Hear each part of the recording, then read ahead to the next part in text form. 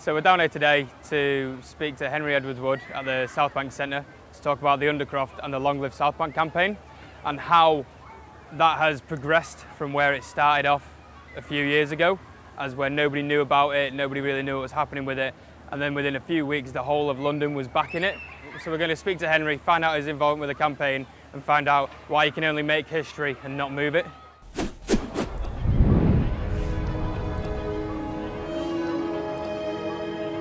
My name's Henry. I'm a skateboarder first. I also make skate films. I'm from here, London, South London originally, but I call this place below me Southbank home. It's where I became who I am and where I feel the most myself these days. I got into skating in late 90s, took it seriously in the early noughties and got into it around that time when it was quite a controversial thing to do where I was from. I was the only skateboarder in my town. And it provided me an outlet that nothing else, school, any other activity was giving me, which was that you could go and do what you want when you wanted. And I met all the people that I would call true friends today. Yeah. And that's how it goes though. I think the story is the same for everyone, you know. But my family background is like my mum's she runs a little ballet school in this community centre. You know, I come from quite a creative family. They're into music and stuff, but I was looking for something else. And skateboarding to me seemed no different to doing a fucking pirouette in ballet than doing a 360 on a skateboard, you know? It had that extra edge, and that's what was drawn to it. And then I got into skate videos and suddenly I was like, I want to do that. I'm that kid that wants to do it. I don't want to sit and passively consume. If I like it, I want to do it and see how it feels. As I said, Southbank is like my home. So like this is literally where I come when I've got nothing else to do. I feel really a part of the community here, and at the time that we heard that the Southbank Centre Limited were basically going ahead with destroying it and putting shops in, at that point I was kind of a fairly central figure in the scene, and I was filming with people like Chewy Cannon and Thomas Glakauskas, and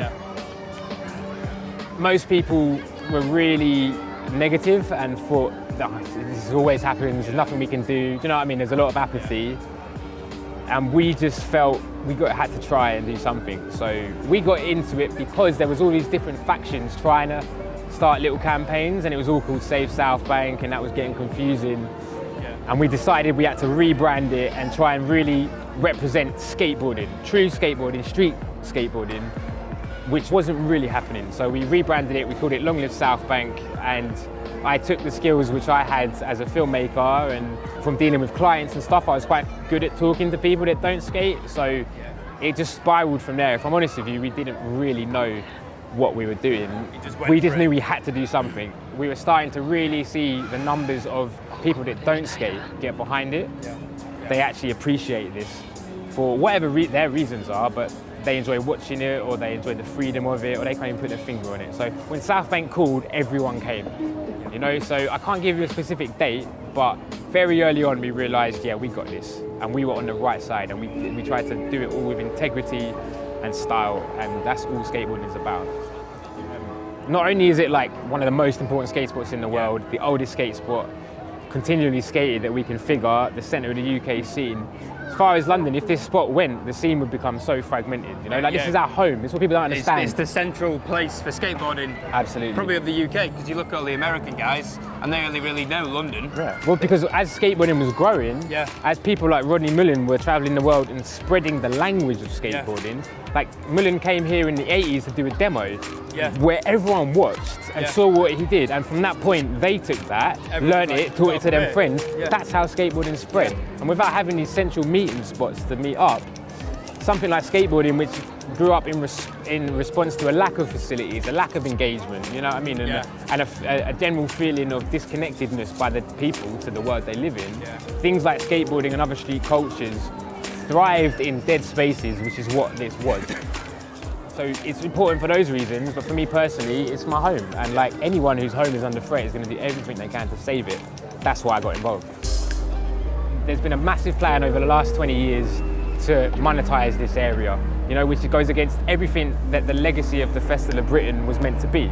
You know, this space is here for the people. This stretch of the river, south of the river, has always been for the people. You've got Shakespeare's Globe. This is where the rich people would come to have a good time. You know what I mean? The whole city is designed to keep the poor people on this side. But ultimately, from the oppressed or the poor, whatever you want to call it, is where all the art comes from. Yeah. So this has been the centre for the arts throughout London's history. One of the obvious reasons that this place has been so important is that we live in England. It rains half the year, probably more than half the year. And just having somewhere undercover, which Southbank is more important than I could even express. I have scoured this city for spots. I know pretty much every spot in it. It's very limited for undercover places. So it's somewhere where you can come, rain or shine, you'll always see your friends and you'll always have fun. So like early on, the campaign was really about communication, because we knew as skaters that we're not really understood by society, and we've always felt like, you know, somewhat vulnerable, and because, you know, I grew up with getting the shit kicked out of me for being a skateboarder, people shouting across the street just because you were different, you know, so that always lingers. What we knew we had to do was get the public on our side.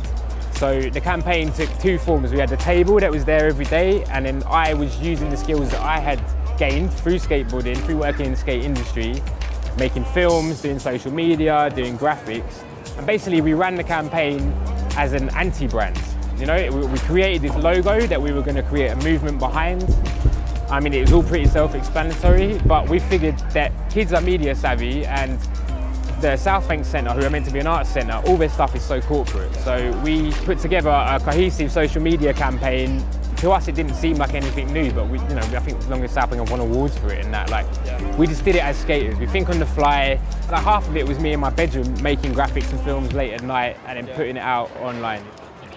You know, there's generations of skateboarders, and we're not just skateboarders, we're all skateboarders and something else. You know what I mean, skateboarding is a creative pastime and it's surrounded by many other creative outlets. I can't tell you one skateboarder that I know that hasn't got into something else, you know what I mean? Some trade, some craft, or become an artist. I'm a filmmaker, I've got a million friends who are photographers. So it meant whenever we needed something done, you just pick up the phone and phone your mate. Yeah, and they always became for it. Exactly, and so we put together the first event in 2 weeks with no money, because everyone was down. We developed a kind of identity and we got our rhetoric together. We had a legal team come in that was hooked up by one of the skaters' dads. You know, we were pulling in favours wherever we could. We made a legal move to have it listed as a village green, which was an interesting debate about what is a village green, you know what I mean? Like, it seemed to tick all the boxes apart from the fact it's not a patch of grass. But all that did was hold it up in court and challenge the planning process and give us time. And that was a big learning process.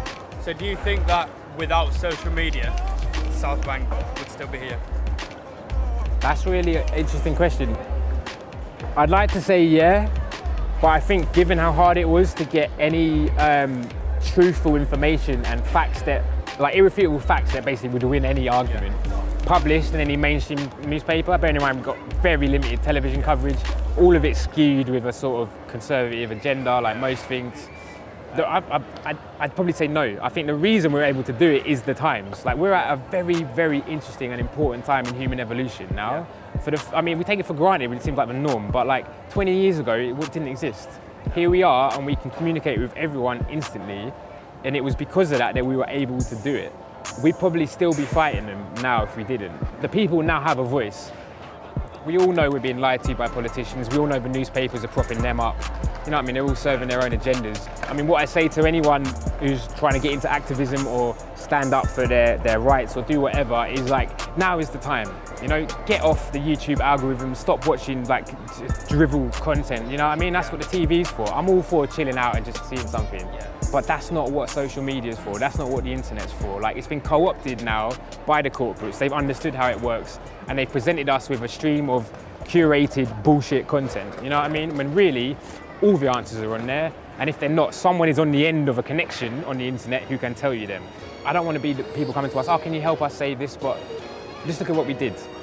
We were the biggest objection to a planning application in UK history, and still are. So I went in to talk to various planning groups and everyone who's anyone in this field of the council, and it was just falling on deaf ears constantly. If it wasn't for our grassroots activism and getting the numbers up and becoming essentially a political group ourselves, none of that would have happened. So I think people need to stop giving credit to people like Boris Johnson for doing what they should have done ages ago, because they have to, because it's a career move. They're all fences, they're all career politicians. The whole system is flawed and fake and designed to keep us controlled.